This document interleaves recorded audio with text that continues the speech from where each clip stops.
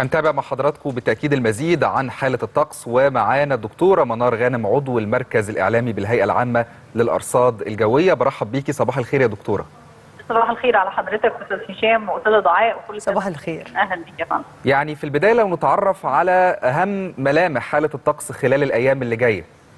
طب خلينا نتكلم ان احنا بالفعل الامس كنا بنشهد حاله من عدم الاستقرار في الاحوال الجويه، وكانت ذروه حاله عدم الاستقرار في الاحوال الجويه بسبب وجود منخفض جوي في طبقات الجو العليا، وايضا منخفض جوي على سطح البحر المتوسط. مع حركه المنخفضين من غرب البلاد لشرق البلاد شفنا ذروه حاله عدم الاستقرار، وسقطت الامطار اللي كانت متفاوته الشده على اغلب المناطق الموجوده في الجمهوريه، وكانت طبعا امطار رعديه وكمان تساقط معها بعض حبات البرد. اليوم المنخفض الجوي هيكون تأثيره أكثر في شرق جمهورية مصر العربية، فكميات الأمطار اليوم هتكون أقل منها بالأمس. أمطار اليوم هتكون أمطار متوسطة على السواحل الشمالية الشرقية ومدن القناة وبعض المناطق من وسط سيناء. ممكن بعض السيول الخفيفة تتشكل في نتيجة الطبيعة والجبلية والجغرافية في المناطق دي. باقي مناطق الجمهورية أمطار هتكون أمطار من خفيفة لمتوسطة على السواحل الغربية للبلاد، محافظات الوجه البحري، بعض المناطق كمان من جنوب سيناء. قد تصل الأمطار خفيفة جدا لبعض المناطق اليوم من القاهرة الكبرى وشمال الصعيد. نأكد أن أمطار اليوم تكون على فترات متقطعة وأقل من كميات الأمطار اللي شاهدناها بالأمس. مع غدا إن شاء الله تبدأ كميات الأمطار تنحصر فقط في السواحل الشمالية للبلاد وشمال الوجه البحري، وتتلاشى من على اغلب مناطق الجمهوريه. كمان مع الامطار في طبعا انخفاض في درجات الحراره تزيد بحوالي درجه لدرجتين خلال فترات النهار، فبنحس بالاجواء الشتويه اللطيفه خلال فتره النهار. فترات الليل المتاخر والصباح الباكر اجواء نقدر نقول بارده الى شديده البروده على اغلب الانحاء، خاصه كمان مع نهايات الاسبوع ده هيكون في نشاط للرياح هيخلينا نحس اكثر بانخفاض درجات الحراره. كمان ان شاء الله مع الايام القادمه من غدا ان شاء الله الظاهره الجويه اللي هتكون مؤثره معانا هي الشبوره المائيه اللي بتظهر في الصباح الباكر والساعات المتاخره من الليل على اغلب الطرق الزراعيه والسريعه والقريبه من المسطحات المائيه. فاحنا خلال الايام القادمه مهم جدا ناخد بالنا من انخفاض درجات الحراره الملحوظ فترات الليل المتاخر والصباح الباكر وتكون الشبوره المائيه. نعم. طب دكتور منار، معلش اسمحي لي، ده على حسب ما احنا عايشين يعني في الحياه العاديه شايفين ان الجو ما زال خادع.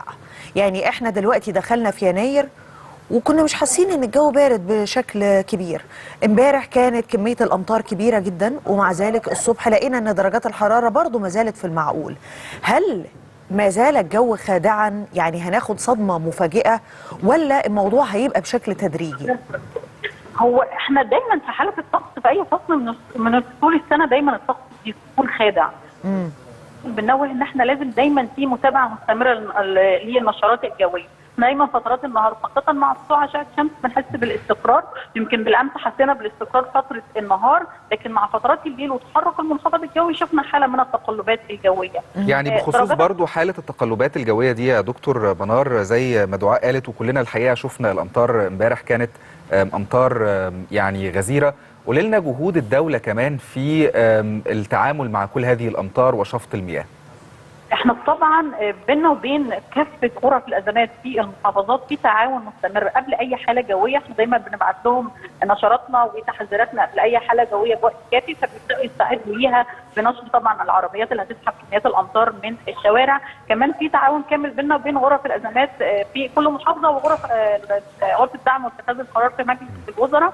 اثناء الحاله الجويه بيكون في متنبئ متخصص بكل محافظه بيبعت لها صور الاقمار الصناعيه، بيبعت لها كميات الامطار وخرائط الامطار عشان يتابع معاها كميات الامطار تركيزها فين بشكل كبير، فنبدا نركز عربيات سحب الامطار من الشوارع في المناطق اللي فيها كميات امطار بشكل كبير، فده بيساعد على سحب الكميات بصوره سريعه جدا. والحمد لله يمكن احنا يعني كمعاد كميات الامطار بدات خلال الايام الماضيه او السنوات الماضيه بنشوف تحسن في التعامل مع الامطار بشكل كبير بسبب تعاوننا بيننا وبين كافه غرف الازمات في المحافظات او الساده المحافظين ووزاره التنميه المحليه، كافه الجهات المعنيه باي حاله جويه. نعم. دكتور منار غانم عضو المركز الإعلامي بالهيئة العامة للأرصاد الجوية، جزيل الشكر لحضرتك على هذه المداخلة.